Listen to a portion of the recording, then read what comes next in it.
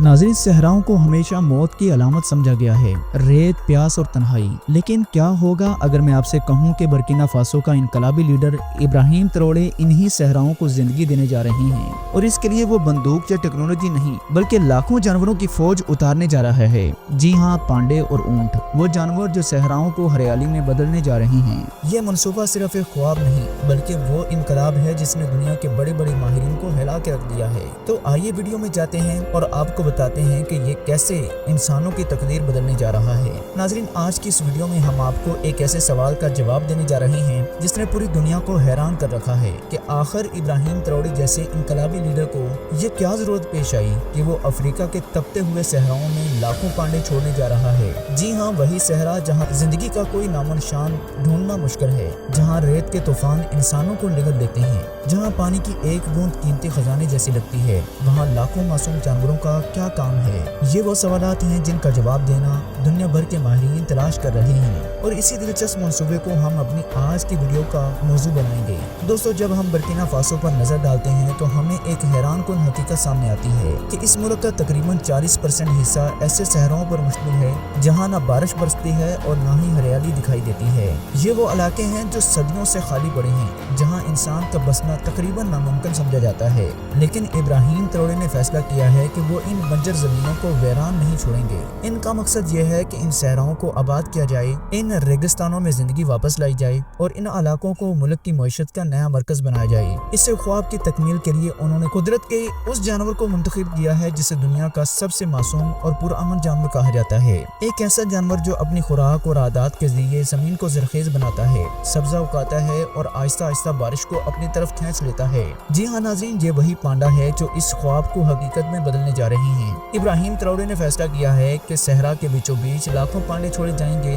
दरअसल पांडे अपनी खुराक और आदात के जरिए एक ऐसा कुदरती माहौल बनाते हैं जिससे जमीन रफ्ता रफ्ता जरखेज हो जाती है। पांडे बांस को बहुत बड़ी मिकदार में खाते हैं और इनके फुजरे में वो तमाम अज्जा मौजूद होते हैं जो मिट्टी को दोबारा जिंदा करने के लिए जरूरी होते हैं। ये फुजला आम खाद से कहीं ज्यादा मौसर समझा जाता है क्योंकि इसमें वो कुदरती अज्जा पाए जाते हैं जो खुश्क मिट्टी को नमी पकड़ने और जरखेजी हासिल करने में मदद देते हैं। माहिरीन ये भी बताते हैं कि अगर किसी इलाके में बड़े पैमाने पर ऐसे जानवर मौजूद हों जो जमीन को कुदरती तौर पर खाद फराहम करें तो वहाँ सब्जा उगने लगता है, और जैसे ही पौधे उगते हैं वो बारिश को अपनी तरफ खींच लेते हैं। ये एक कुदरती चक्कर है जो खुद जमीन को जिंदा करता है। यानी पहले पांडे आएंगे, फिर इनके जरिए जमीन में खाद बनेगी, फिर वहाँ बांस और घास उगेगी और इसके बाद बड़े दरख्त और पौधे पैदा होंगे। पौधों के बाद बारिश का सिलसिला शुरू होगा और यूं एक दिन वो सहरा जो सदियों से रेत का ढेर था एक सरसब्ज मैदान में बदल जाएगा। इब्राहिम ट्रौरे का मकसद सिर्फ ये नहीं कि सहरा सरसब्ज दिखाई दे,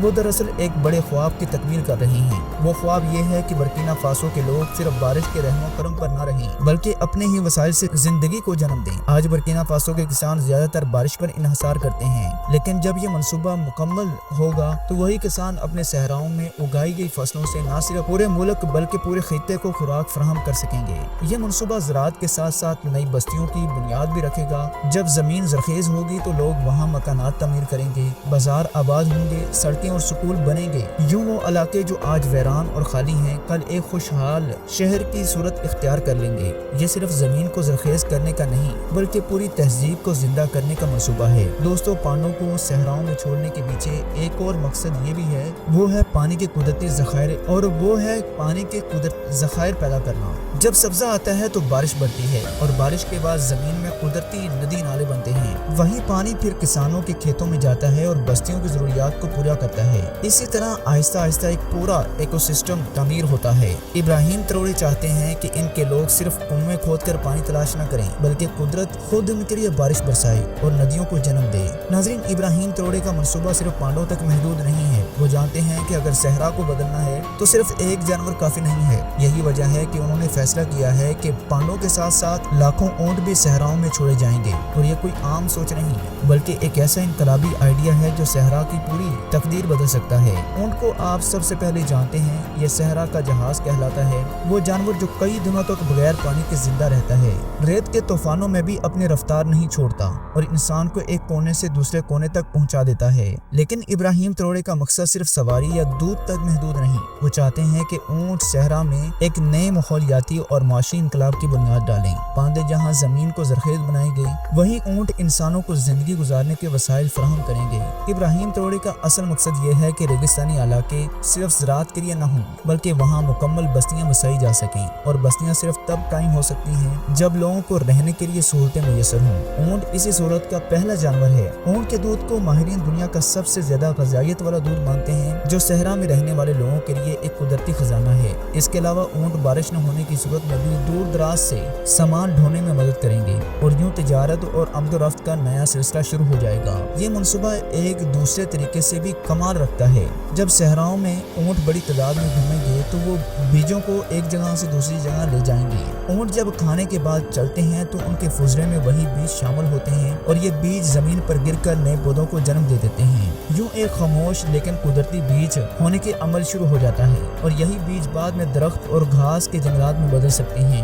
گویا اونٹ نہ صرف انسانوں کی خدمت کریں گے بلکہ زمین کو سرسبز بنانے میں بھی پانڈوں کے ساتھ اہم کردار ادا کریں گے۔ ابراہیم تروڑے نے اس منصوبے کو صرف ماحولیات کے لیے نہیں بلکہ مستقبل کی معیشت کے لیے بھی سوچا ہے۔ آج دنیا بھر میں اونٹ کے دودھ اور گوشت کی مانگ بڑھ رہی ہے۔ یورپ اور مشرق وسطیٰ کے کئی ممالک اونٹ کے دودھ کو دوا کے طور پر استعمال کرتے ہیں۔ اگر برکینا فاسو کے صحراؤں میں لاکھوں اونٹ آباد ہو جائیں تو یہ ایک نئی صنعت کا جنم ہوگا۔ لوگ اونٹ کے دودھ کو بیچ کر کروڑوں ڈالرز کمائیں گے۔ اونٹ کی کھال سے مصنوعات تیار ہوں گی، اور یوں ایک ایسا معاشی انقلاب آئے گا جس کے بارے میں پہلے کبھی کسی نے سوچا بھی نہ تھا۔ سوچئے کہ ایک طرف صحرا کی ریت، تپتی ہوئی ہوائیں اور پیاس سے نڈھال زمین ہے، اور دوسری طرف ابراہیم تروڑے ہیں جو اس مردہ زمین کو ایک زندہ دنیا میں بدلنے جا رہے ہیں۔ جہاں بانس کے جنگل ہوں گے وہاں اونٹوں کے قافلے بھی چلیں گے۔